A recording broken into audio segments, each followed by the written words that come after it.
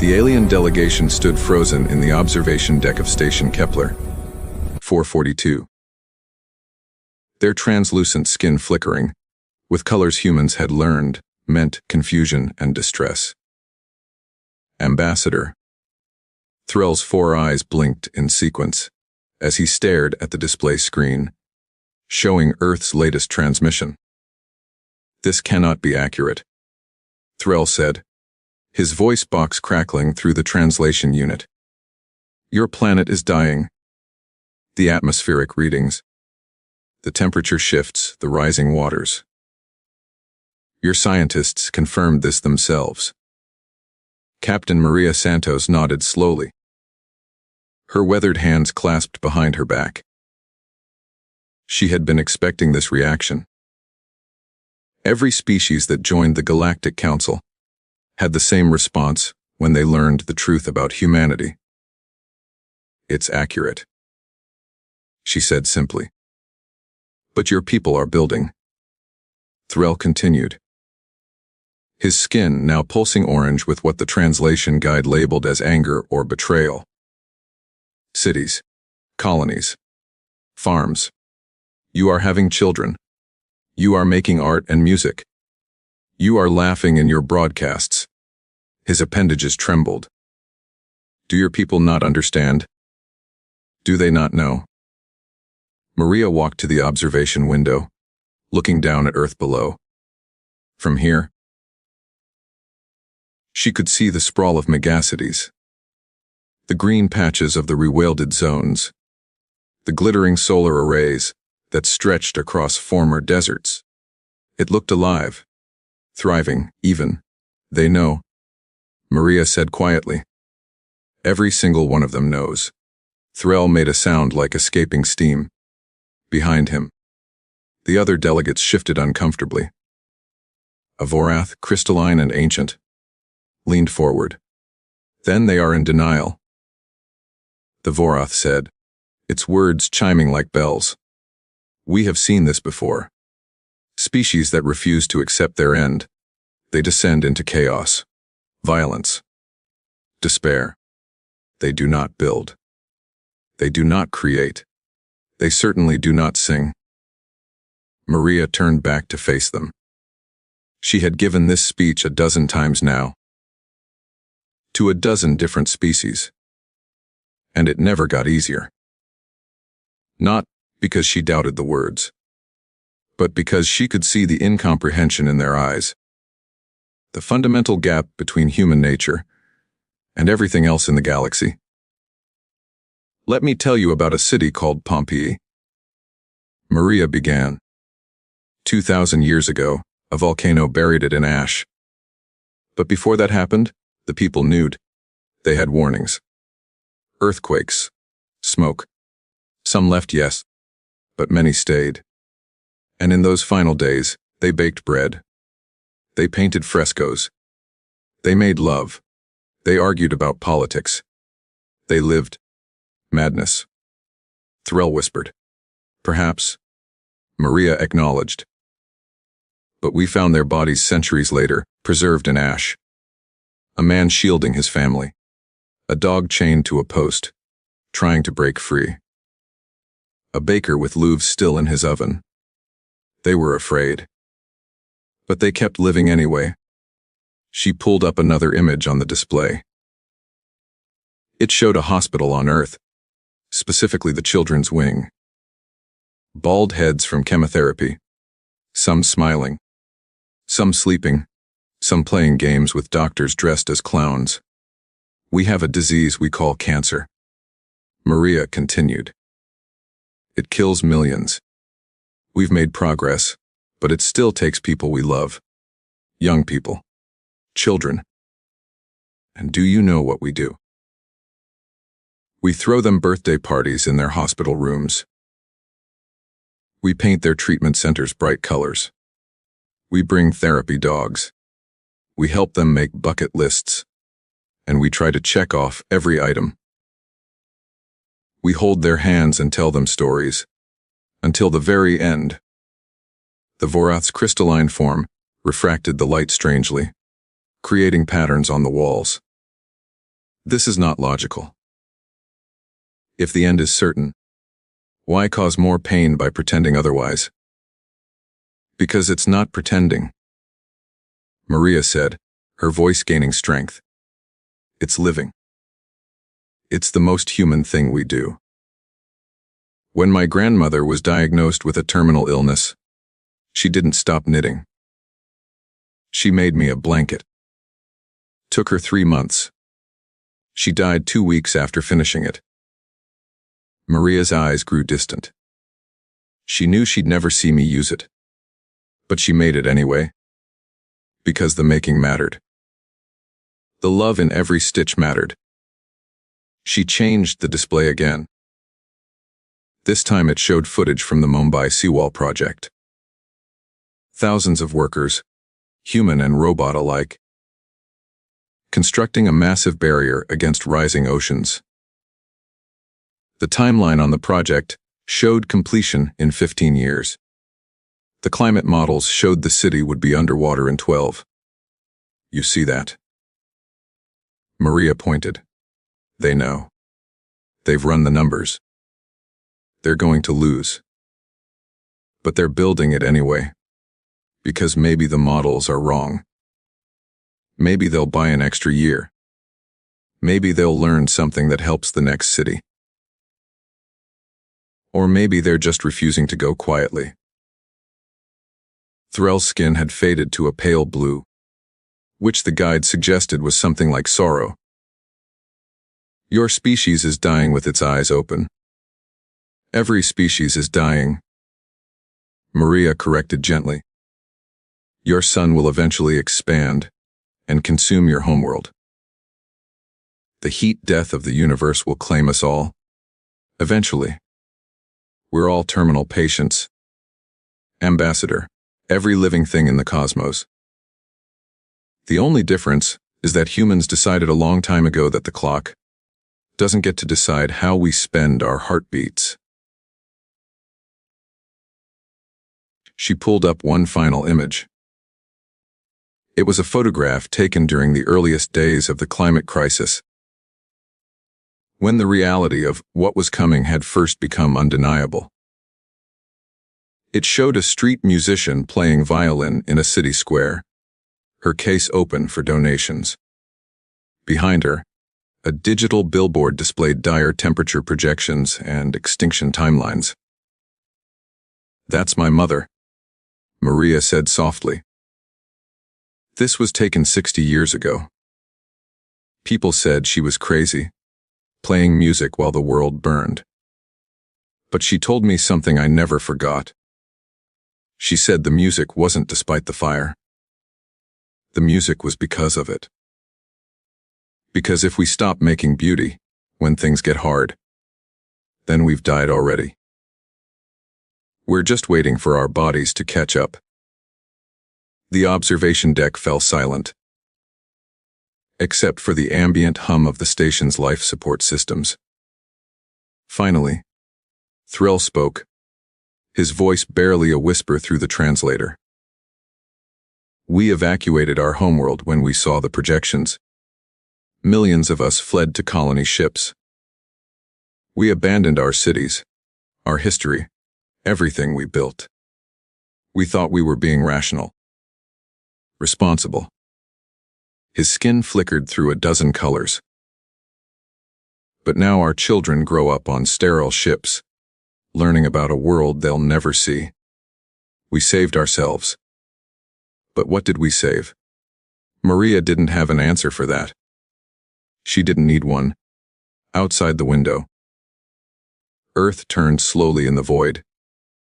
Wounded but unbroken. Its people building and dreaming, and refusing to surrender their humanity to despair. And in the observation deck, 11 alien species began to understand why the Galactic Council had started calling humans the most terrifying civilization they'd ever encountered. Not because humans were violent, but because they simply would not stop. The council chamber hummed with tension 3 days later. Representatives from 40, 7 species had gathered, filling the tiered seating that spiraled upward like a nautilus shell. At the center, Captain Maria Santos stood alone on the speaking platform, a single human surrounded by the vast diversity of galactic civilization. Elder Keseth of the Vorath Collective struck the resonance chime, and the chamber fell silent. The crystalline being's voice rang clear. We have reviewed Earth's projections. We have consulted our finest environmental scientists. We have run the simulations ourselves. Keseth's form pulsed with a somber amber light. The conclusion is undeniable. Earth has perhaps 200 years remaining as a habitable world. 300 if humanity's most optimistic models prove accurate. This is not opinion. This is mathematics. Murmurs rippled through the chamber. Maria stood perfectly still, her face betraying nothing. The Galactic Council has extended an offer of evacuation 3 times now. Keseth continued. We have colony worlds, space enough for billions, technology to ease the transition. Yet humanity continues to refuse. Captain Santos, you have been sent here to explain why. The Council is concerned. Maria took a breath. She had prepared for this moment, but preparation and execution were different things.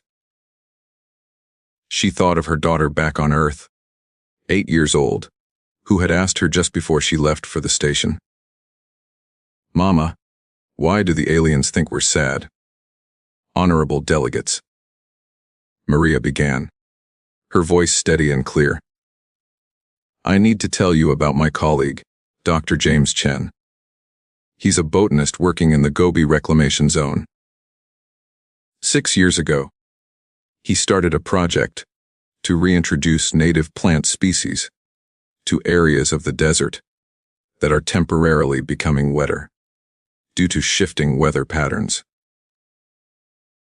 She pulled up a holographic display showing a man in dusty work clothes, kneeling beside a small green shoot emerging from cracked earth.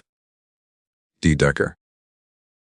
Chen knows these plants will die when the patterns shift again. He knows the Gobi will return to desert, harsher than before. He's planting them anyway. When I asked him why, he said, something that I think captures the human position perfectly. He said, because they deserve to live, even if it's only for a little while. Because maybe one seed will survive in a crack somewhere. Because the act of planting is an act of hope, and hope is what makes us human. A delegate from the Jothic swarm, insectoid and logical, clicked its mandibles. Hope is not a survival strategy. It is an emotion, a chemical response. It does not change facts. You're right. Maria agreed, surprising the chamber. Hope doesn't change facts, but it changes us. And that changes what we do with the facts. She expanded the hologram to show a massive construction project. Towers of gleaming metal and living vegetation, spiraling upward into the clouds. This is the Lagos vertical forest. 3 stories of housing, food production, and ecosystem restoration, built to shelter 500,000 people. When the coastal flooding reaches the city, it will be completed in 8 years.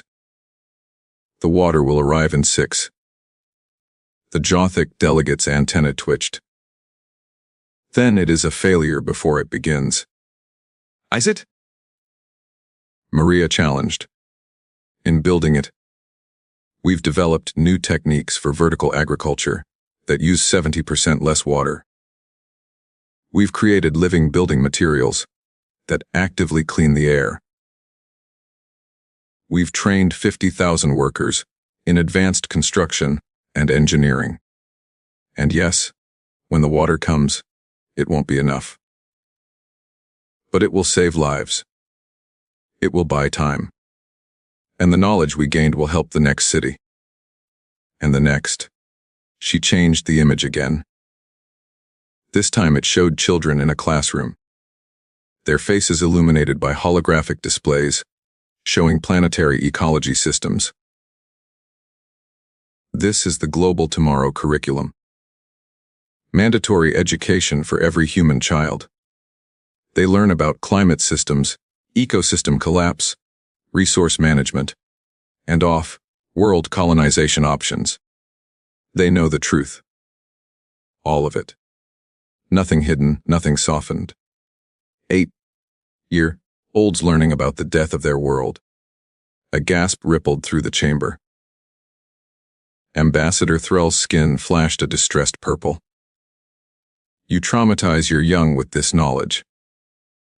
This is cruelty. Is it? Maria's voice grew passionate. Or is hiding the truth the real cruelty? We tried that centuries ago. We lied to ourselves, pretended everything was fine, passed the problem to the next generation. That was cruelty. This is respect. We respect our children enough to tell them the truth, and trust them to be brave enough to handle it. She pulled up another image, and several delegates recoiled. It showed a young girl, no more than 10, standing before a crowd. Tears streamed down her face, but her voice was steady. This is Amara Okafor. She's 11 now. When she was 9, she gave a speech at the United Earth Assembly. She said, I know I might not grow old. I know the world is dying. But I'm not afraid of knowing. I'm afraid of not trying. I'm afraid of giving up. I'm afraid of wasting the time I have being sad about the time I don't have. Maria's voice caught for just a moment. Amara wants to be a marine biologist. She wants to study coral reefs that might not exist by the time she finishes university. And she's going to do it anyway, because the studying matters. The knowledge matters. The trying matters. Elder Keseth's crystalline form had dimmed. This is what troubles us most, Captain. Your children should be evacuated first. We have worlds where they could grow up safely, with centuries ahead of them. Instead, you teach them to accept death. How is this not a form of civilizational suicide? Maria shook her head slowly. We're not accepting death. We're accepting mortality. There's a difference. Every one of you in this chamber will die someday. Does that mean you've given up on living? Does the fact that your individual life will end make it meaningless? She walked in a slow circle, making eye contact with as many delegates as possible. Humanity learned something important long ago. We learned it from countless disasters, from wars and plagues and famines. We learned it from every human who ever faced their own mortality and had to decide how to spend their remaining days. We learned that the length of life matters less than the depth of it. That what we do with our time defines us more than how much time we get. A new voice spoke up, one that hadn't addressed the council before.